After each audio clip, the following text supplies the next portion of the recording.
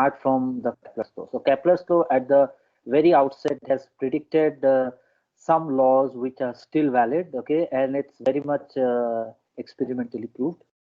Difficult, okay, worldwide now. So what happens is, if we actually try to understand Kepler's law, let's just read the statement once and try to just revise it a bit. Okay. So if we consider a planet which is actually moving in ellipse, okay, the sun will be at one of its foci. So before we really understand this, I think it's important to recall a bit about the elliptical motion. So if you remember your um, maths, okay, if you remember a bit about your geometry part, I think you already know that elliptical paths and hyperbolic path and parabola and all these things are known to you. You know, to my students, I always say this, okay, if you are scared of maths, better don't take up physics, okay, whenever you are in your degree or 11. But nowadays, somehow, there are institutes which is offering a degree in physics even without studying maths, okay. And even now also, this time, the students who got admission into engineering, they did not, some of them did not even pass maths, okay, in class +2. But then because of this present situation, the scenario, these things have been changed. But you know, it all depends. If you're doing engineering, if you're doing physics and you don't love maths, then somehow you don't get into interest, okay. So I tell my students all the time that maths and physics are married, okay. So you cannot stay away from maths if you're studying physics. You can stay away from physics if you're not the application part, the pure maths part. But then if you're studying physics, you cannot go away with maths. So maths and physics are very much related. So that's why, like I always say that this is important, and even geometry plays a very important role. So if you go into classical mechanics, what happens is, if you're basically considering the motion of the planet around the sun, this is definitely not moving in circles, right? Which is actually an age-old idea. That time, if Galileo gave an idea and it was not accepted by someone, that person will be put into jail. Okay, so those kind of ideas existed, but then later on, people understood that no, physics needs to be proved, and if it is proved, it might be said by anyone. The proof is more important. Okay, so as a student of physics, all of us, okay, we should be there to understand the nature of physics, not dictate on how the nature works. Physics work is not to dictate how nature works. Okay, you have to understand physics. That is far more important. So if you're basically considering an ellipse, you know there are two focus. Okay, so there will be one focus on this side and there will be one focus on this side. So I think this is something which we should know from our maths. Okay, so both of them are the focus. So if you look into the first statement here, what it says that the planet will move in ellipse with the sun at one of the focus. So basically, if you're considering any planet, Mars, Jupiter, okay, anything, if the planet is moving, then this will be actually revolving around this part, okay, and the sun will be either on this part of the focus or on this side of the focus, okay. So foci is basically the plural of focus. I think all of us know that, okay. And if you are considering an elliptical path, you know there is something which is called the semi-major axis and the semi-minor axis, okay.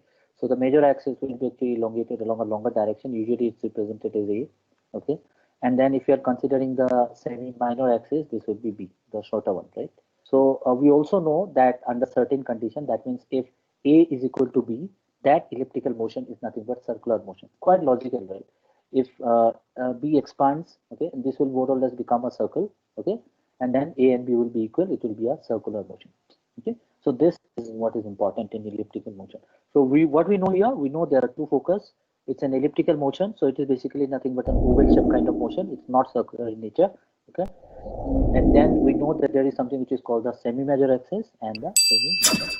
Okay, and this path that I'm showing, this is the path along which the planet will revolve. Okay, so this is the basic idea that we should have. Okay, and as we proceed further, okay, initially it was also said, okay, if you have read a bit about this, it was also said that the atomic motion around the, or the electron motion around the nucleon, okay, is also something which can be similar to the planetary motion. But later on, it was obviously found out to be false, because nowadays the accepted atomic model is based on quantum mechanics, the quantum model, and the quantum model says that you cannot really define a path, okay.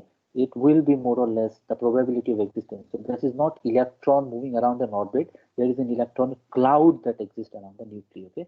So whenever you're studying this classical mechanics part, this one we are relating only with planetary motion. We should never get back to the idea that, okay, if this is valid, is it valid in atom? No, because the whatever idea has been given there was invalid. But here it is valid because it is everything classical in nature. Okay, so that's very important. Okay, so what is the next law? Okay, so I think it's everything is clear now. The area swept out by the radius vector. What do you mean by this? So let's say I have got this is the center. Okay, this is the center, and let's say at time t1, the planet is here. Okay, so the planet is here. T2, the planet is here.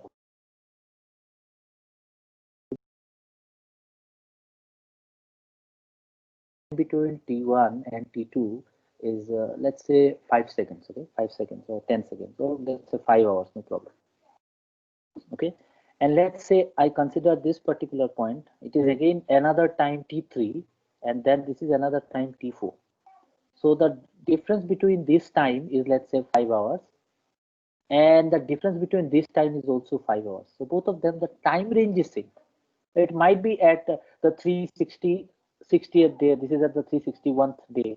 This is at the 30th day. This is at the 31st day. Okay, but then the time length is same. It is 5 hours. This is also 5 hours. Then this area that we are considering is swept out by the radius vector are equal. So if you are considering a point from here to here, that is the radius vector. So this radius vector, if it sweeps out the area in equal intervals of time, will be equal. That is the second statement. So area swept out by the radius vector from the sun. Okay. So So I've just taken this wrong, but then this is also valid. But anyway, let's say this is from the sun, right? So this is at the focus. So I can take this point.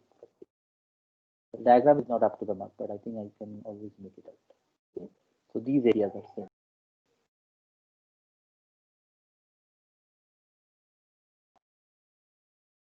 To a planet is equal in equal times are equal. So this area will be equal. But then we are going to prove it. So we're going to look into it in a better way.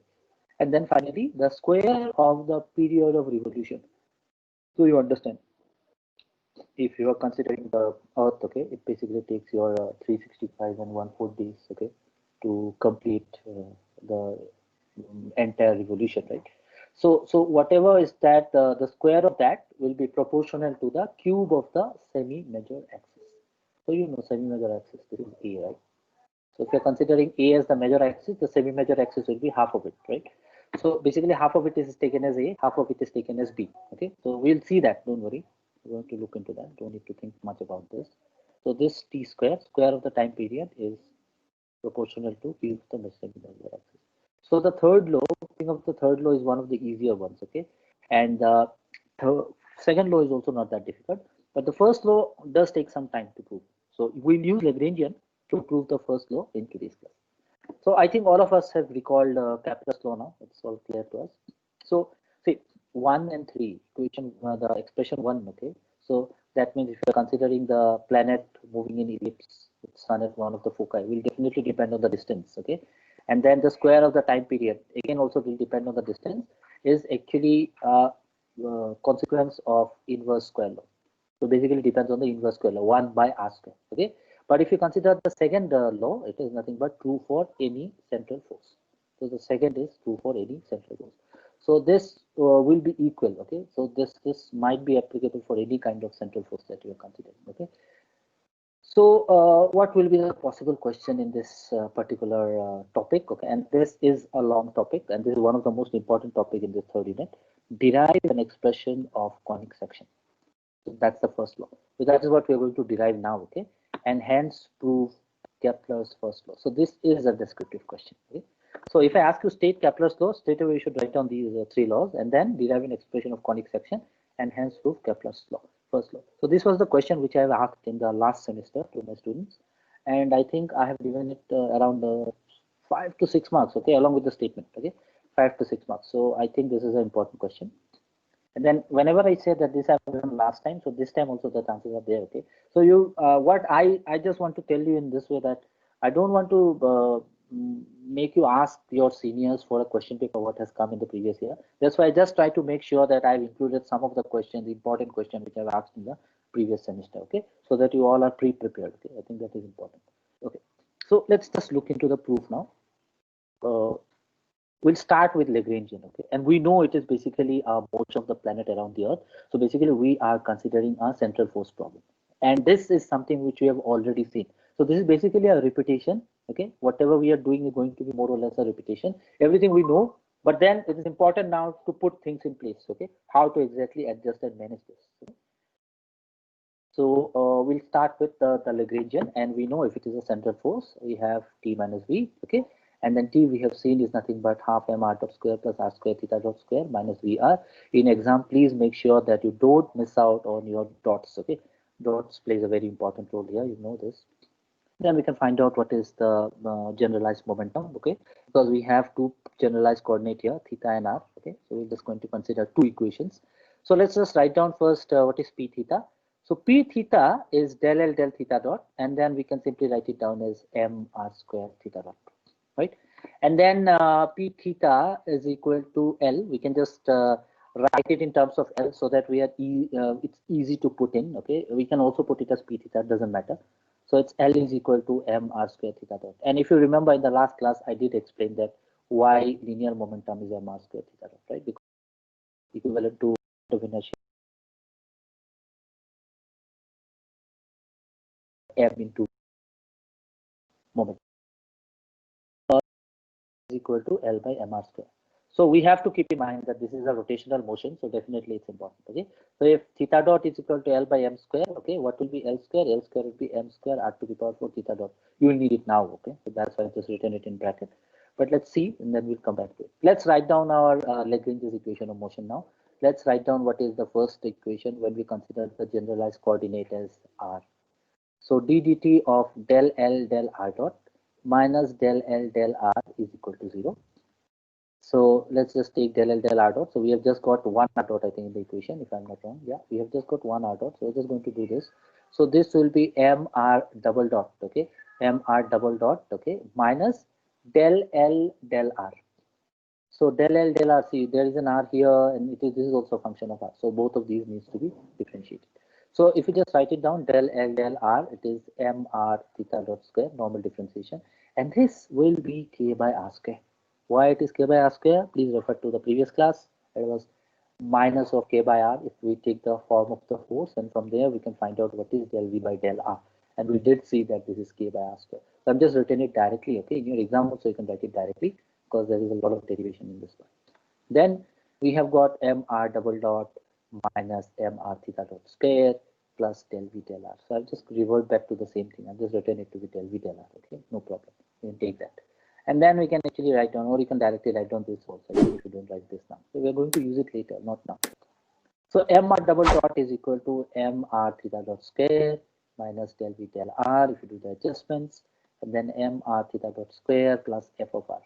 So just to not write again and again del v del r, I've just kept it as f of r. Okay, and you please remember that f of r is equal to nothing but del v del r. Okay, minus, there is a minus sign. So the sign is very important. I think all of us know this. Okay, so is equal to minus del v del r. So we're just going to replace it with fr. Okay, so let's not get confused here. Okay, del r. Okay, delta. Okay, so this is del v del r. So we just put it there, and then what we do is we want to write it down in terms of momentum. So then I have to play around with this, because if you remember, momentum was m r square theta dot. So here theta dot square to hai, but then you have to square this term also. So what we do is we do slight adjustment. We divide by m r cubed, and if we divide by m r cubed, we have to multiply by m r cubed. So let's multiply by m. It is m becomes m square. Let's multiply by r cubed. R becomes r to the power 4.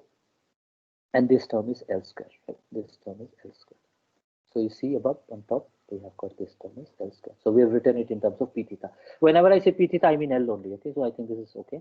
So this is L square divided by mr square plus fr. See, we are actually in the form of an equation where we this side we have got mass into acceleration. Okay, and on the other side, we do have the terms of momentum. So we'll come if we do the dimensional analysis. This is also close. So we have written an equation, okay, but still we are not finished with this. Okay, we have to write down the equation of a planetary motion. So what we do is we now obtain the relation between r and theta. We are obtaining the relation between r and theta. Okay, so please remember the first Kepler's law, what we are proving. Okay, so it is basically an elliptical path. So that means the final equation that we actually find should be in the form of an ellipse. Okay, so the equation of an ellipse should be there. Okay, so we are going to soon see that it will be an equation of ellipse. So we are going to find out the relation between r and theta, where r is nothing but the function of theta. Okay, and this will actually represent the equation of the orbit. So this up to this point, maybe this will be your step one. I think I've written it step one for making it easy, but then you have to remember up to this point. So what is our aim? Now we have to write down this in terms of theta and show that this is the equation of the orbit. So that is our aim. So for this, what we do is we actually introduce a new variable. Okay, so see, these steps you have to remember, because see, mathematically this is not wrong. Okay, you can always replace one variable with another variable and check what is the form. So let's see, let me write down u as 1 by r. Most of the books does use the notation u. Okay, so you should also use u so that you are not confused when you're comparing with any notes or any book. So u is equal to 1 by r. That means r can be put as 1 by u. In this equation, we have r double dot. Okay, we do have a r here, we do have a r here, and we have a r double dot. So we are changing the variable now. So if you have found out r, we have written or assumed r dot is equal, r is equal to 1 by u. Let's find out what is r double dot. Okay, so that's what we are going to do now. So let's find out what is r dot. So r dot would be minus 1 by u square into du dt. And this is very simple, because if you just take dr by dt here on this side, okay, you are also going to take dr by dt on the other side, right? You're also going to take ddt of this side also, right? So this will be again ddt. Okay, so it's a bit cold out here, so my hands are not moving, even the mouse got a bit cold. Okay, so ddt of 1 by u, right? So ddt of 1 by u cannot do, so obviously you have to take ddu of, so we'll take ddu of du dt. So this will be du dt. So this is nothing but substitution method, if I'm saying that right. This is substitution method, you can just write it down as du dt. Okay, so then du gets cancelled, this will be ddt of 1 by u only. And what is ddu of 1 by u? It is nothing but nx to the power minus 1 formula, right? So this will be minus 1 by u square, and du dt is this. Okay? So we can continue with this, okay, and then we can actually do a slight more modification, because we also want to involve theta here. So what we do is minus 1 by u square, du dt is written as du d theta by dt. Okay, so what is 1 by u? 1 by u is r, so we'll just replace it with r, minus r square theta dot du by d theta. Okay, so we have got this equation. Let's try replacing it now. So what is theta dot? We know it is L by mr square from the previous equation. So what will be r dot? R dot can be written as minus r square theta dot. What is theta dot? Theta dot is nothing but L by mr square. Replace it du by d theta. Okay. So see, as I've told you again and again, these things, if I keep on explaining, even in class also, if I write it on the board, if you don't practice it once or twice, it will become very difficult to actually remember for your exam. Okay, you know, maths cannot be remembered, steps has to be practiced, very important.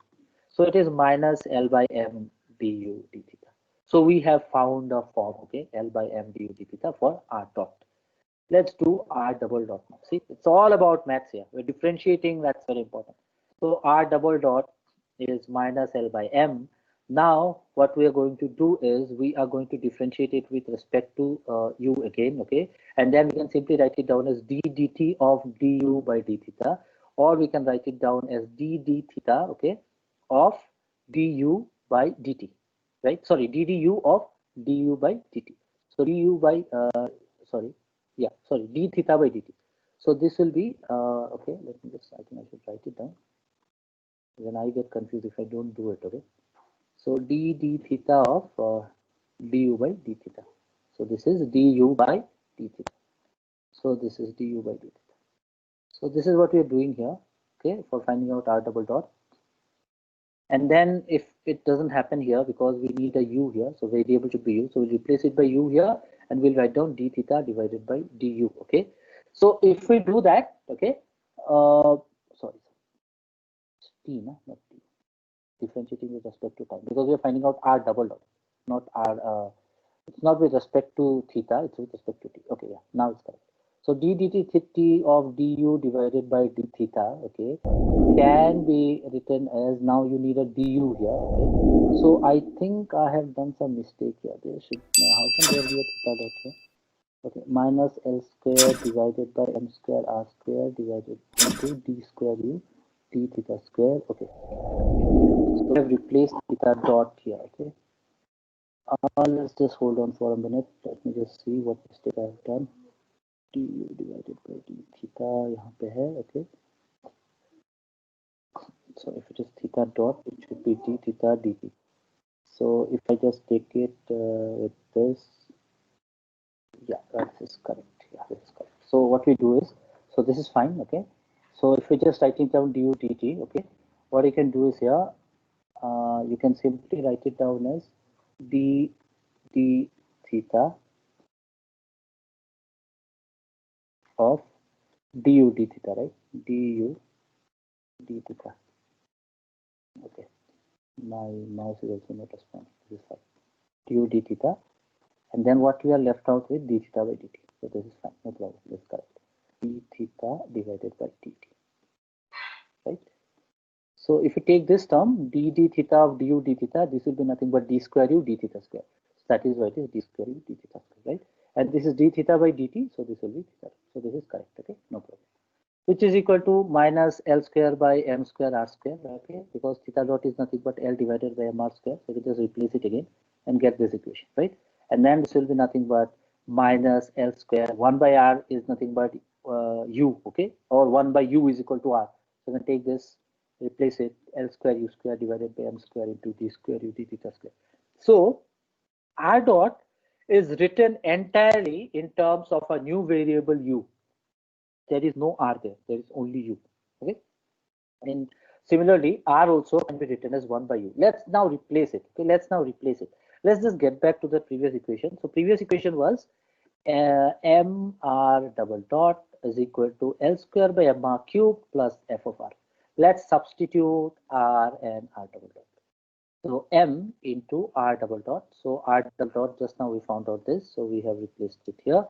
Okay, should not be confusing, I guess. Okay, is equal to fr. So fr means f of 1 by u. Okay, plus, you can replace it here. So r cubed would be nothing but 1 by u. So you can just come with the numerator. So that's there. Okay, so this is one equation that we have, and let's just try to simplify it. This will be actually giving you a second order differential equation. See, you are getting a second order differential equation. Originally also it was second order, but here also we have got a second order differential equation. So this is d square u d theta square is equal to, you have to do the math here, okay? So you see, this is square, this is m, so this gets cancelled here, okay? Cross multiply it on this side, you get it basically nothing, but this minus comes on this side, so this will be minus of m divided by L square u square. So m divided by L square u square f of 1 by u, and then again minus of m by L square u square into L square by m into u cubed. So just do the maths, okay? Do all the corrections and all, and then finally you should arrive at this particular result. This is the differential equation of the orbit. You see, this is actually a second order differential equation, okay? This gives you the second order differential equation, okay? Now, if you basically consider L is equal to 0. This is a note part, okay, very important. This equation 3 will become invalid.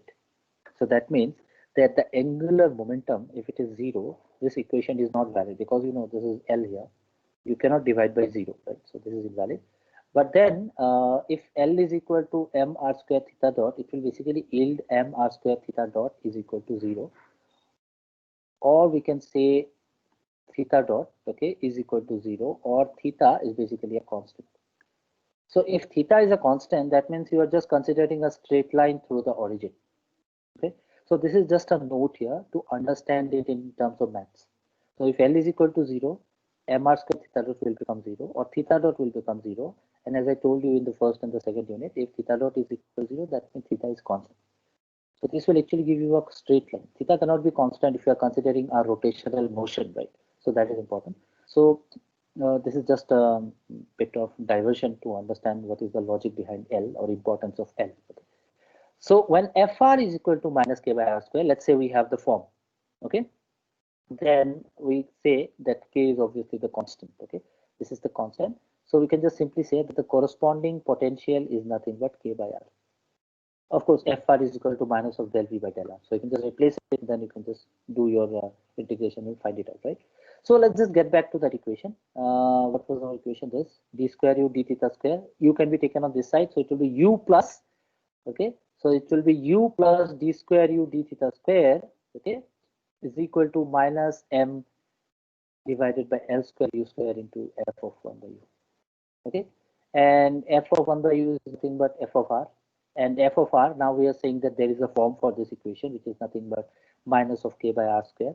That's why I did not include it at the beginning, because it will be very clumsy. Okay, I've just added it here, minus K by R square. So this will be minus K U square. Let's replace it again. Okay, see, so many replacements are there.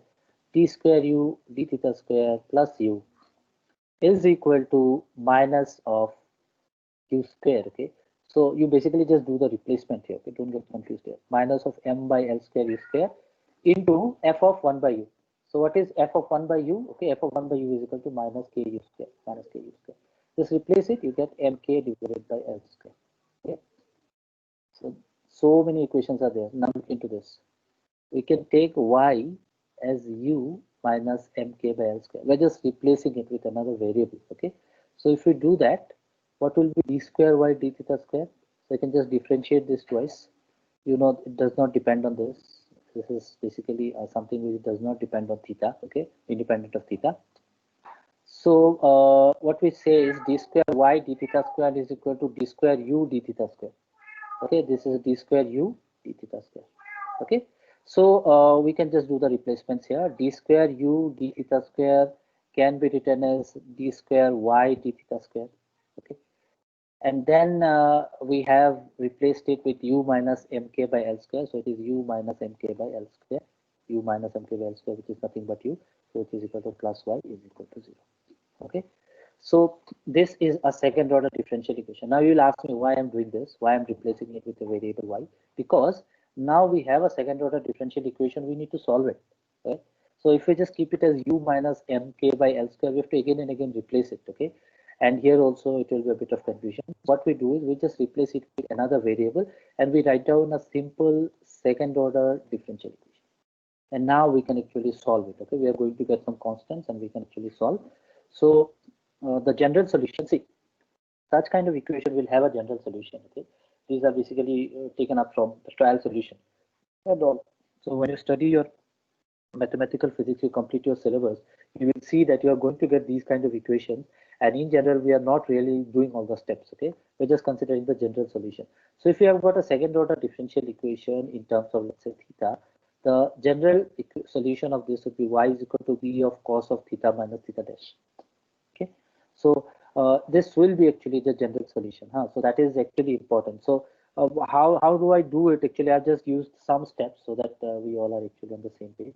If we just solve this, d square y d theta square is equal to 0. Okay, and if you use a bit of integration here, okay, because this is in terms of y, okay, if you do take this on this side, this will be minus y. Okay, so this will be, can be written as d theta of dy d theta is equal to minus y, and then you do your integration.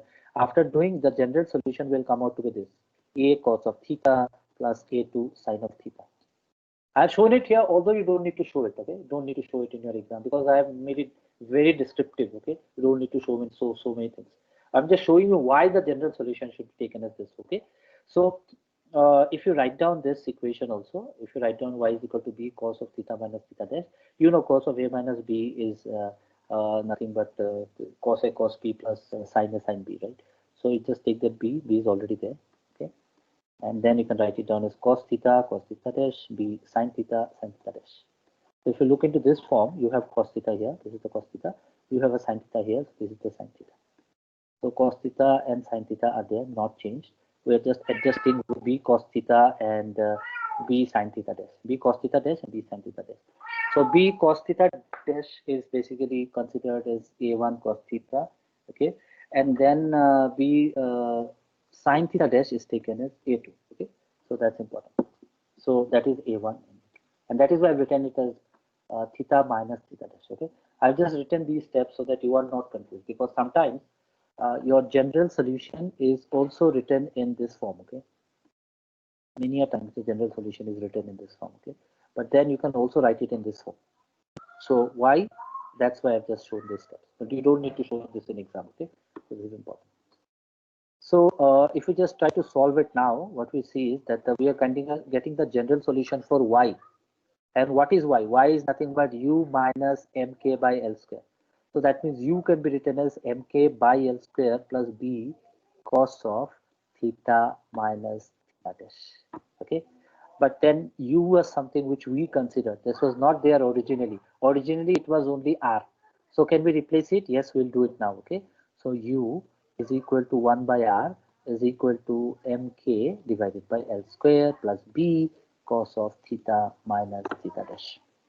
Now you know, if it is basically a system, we are considering this theta and theta dash are constants. Okay, and for simplicity, if we actually orient our coordinate system, so that means what happens is this theta minus theta dash will again give you another angle. This will give you another angle. You can actually consider this theta minus theta dash as theta only. Okay, another angle. Okay, so we can orient it in such a way. Okay, so that theta dash will become 0, or in other words, we can say even if it does not become 0, this theta minus theta dash will actually give you an angle, measurement of angle only. Okay, so for simplicity, what we can do is we can just simply write it down as 1 by r is equal to mk by l square plus b cos of function of an angle.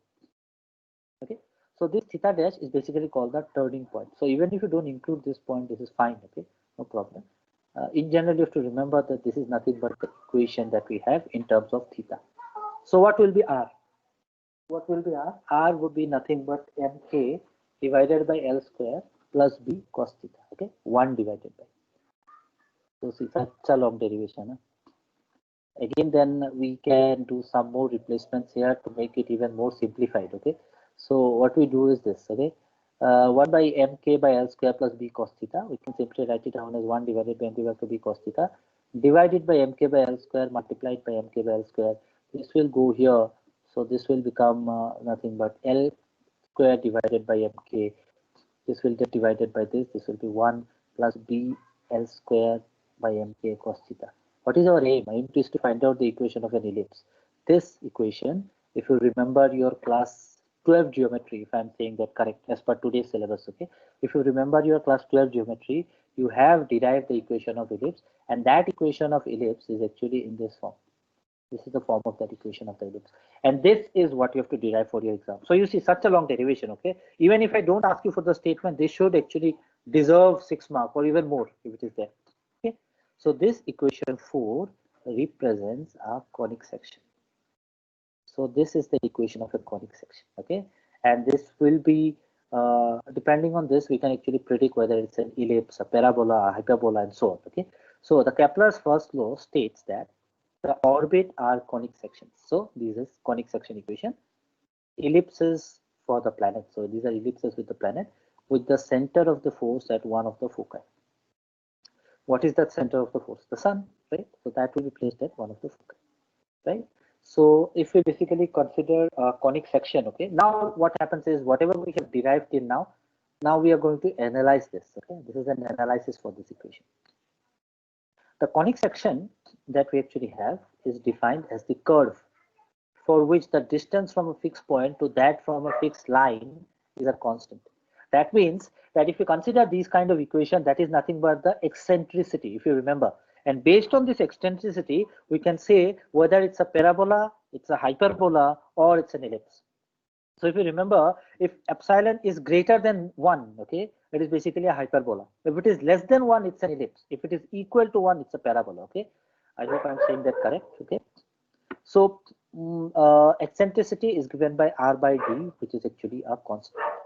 Okay, so this is very important. Okay, so what I want all of you actually is to revise, okay, a bit of revision on your geometry of ellipses will be easy. Okay, epsilon is called the eccentricity. So basically, if you have the focus here, okay, and then you have got, let's say we have got an angle which it makes theta, okay, with the motion. Okay, so you are basically having a particle which is moving along this particular axis. So this is basically an elliptical motion.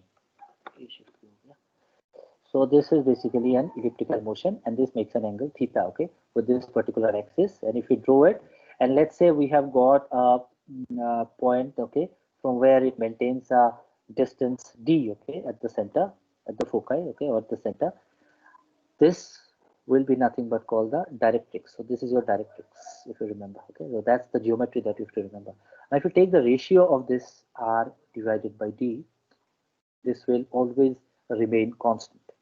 This will always remain constant for a motion, okay, for a conic section, okay, for a motion, and that is what is called eccentricity. So I think all of us need to recall this subject, okay, that's important.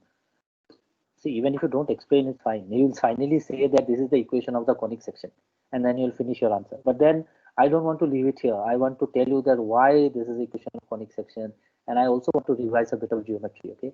So this will be your directrix. So this cos theta would be nothing but x divided by r, or x is equal to r cos theta. You can see it from the diagram itself, okay? So if we just consider this value of p, this p, the distance from the focus to the directrix, it is nothing but d plus x. You can look at the diagram. So this will be d plus r cos theta. Okay, and if you go by the definition of eccentricity, what is d? R divided by epsilon. So it will be r divided by epsilon plus r cos theta. Okay, so what we do is this. If we just replace this epsilon p, okay, by small p, what you can write is this. Okay, this capital P can be written as p by epsilon is equal to r by epsilon plus r cos theta. This can be written as p, and then you can just do the cross multiplication, r plus r epsilon cos theta, which is r common 1 plus epsilon cos theta. And then we can actually replace it here, and then we can get the equation in terms of eccentricity. See, this is the eccentricity that we are getting. So this actually represents a conic section.